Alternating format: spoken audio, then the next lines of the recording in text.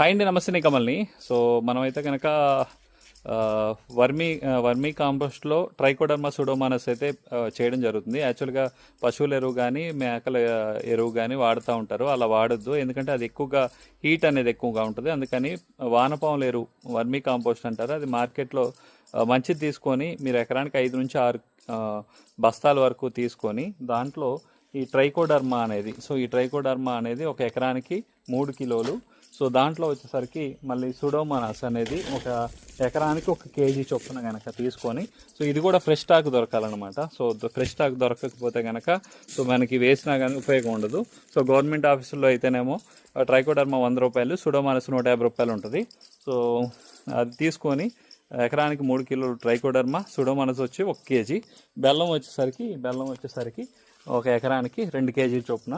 So okay అంటే ఒక 2 కిలోలు వచ్చి 10 లీటర్ల వాటర్లో కలిపేసి 5-6 కట్టల్లో కలిపి పోసేసి ఈ ట్రైకోడర్మా సూడోమోనాస్ కలిసి పెంచేసి, మరీ ఎక్కువ హైట్ వేయకూడదు, అడుగు నుంచి అడుగున్నర ఎత్తే ఉండాలి. దాని మీద ఎండబడకుండా మనకి చెట్టు కింద పోసుకొని దాని మీద తాటాకులు కప్పుకుంటే 5 రోజుల తర్వాత మళ్ళీ ఒకసారి కలుపుకొని మళ్ళీ 10 రోజులు వ్యవధి అప్పుడు కనుక చల్లటి టైంలో, సో తేమగా ఉన్నప్పుడు మన పొలంలో ఎలిసి కలయిదుంటే ఈ విల్టు లాంటిది ట్రైకోడర్మా సూడోమోనాస్ బ్యాక్టీరియా అనేది చెడు చేసే బ్యాక్టీరియాని చంపడం జరుగుతుంది.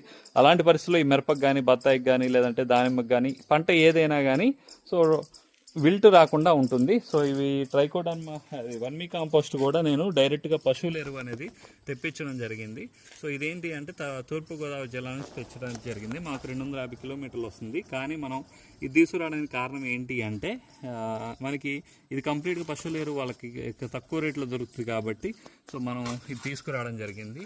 అదే లోకల్లో అయితే కనుక పశువులు తక్కువగా ఉండి అదే రేట్ ఎక్కువ పడుతుందని చెప్పి పశువుల ఎరువు కాకుండా డైరెక్ట్గా మనకి వ్యర్థాలతో, అంటే కూరగాయలు కులిపోయినాయో లేదంటే మట్టో సో ఎక్కువగా తగులడం జరుగుతుంది కాబట్టి సో మేము అందుకని సో ఈ వర్మీ కాంపోస్ట్ అన్నది సో రేట్ ఎక్కువైనా 500 రూపాయలు పెట్టాం కట్టకి, 100 రూపాయలు కిరాయి అయినా కానీ సో అక్కడి నుంచి తెప్పించాం అనమాట. దాదాపు 250 కిలోమీటర్లు వచ్చింది. ఈ 40 కట్టలకు గాను దాదాపు 4000 రూపాయల వరకు కూడా ఖర్చు రావడం జరిగింది. సో ఇది ఓవరాల్గా.